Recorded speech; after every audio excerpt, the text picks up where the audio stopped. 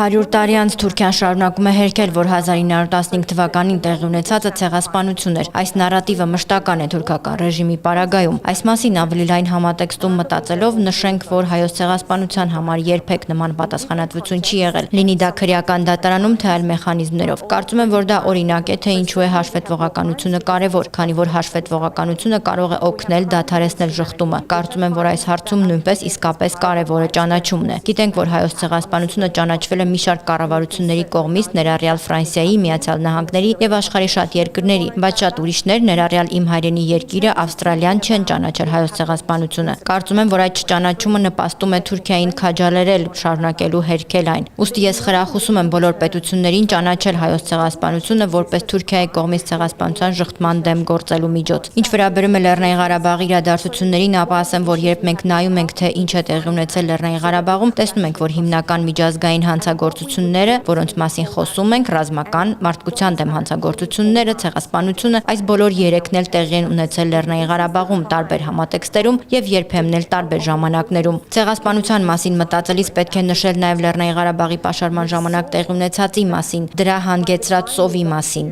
Մենք խոսում ենք սննդի բացակայության, առողջապահության, դեղորայքի բացակայության մասին։ Դրանք ցեղասպանության հիմնական հատկանիշներն են։ Սա ֆիզիկական ոչնչացման համար նախատեսված պայմաններ ստեղծելու հանցագործությունն է։ Կարևոր է ընդգծել ցեղասպանությունների կանխարգելման գործում երկրների համագործակցությունը։ Ես խրախուսում եմ, որ պետությունները, կառավարությունները ճիշտ վարվեն, երբ խոսում ենք միջազգային հարթակում քայլերի մասին, որոնք կապված են ռազմական գործողությունների եւ վայրագությունների կանխման ու դադարեցման հետ։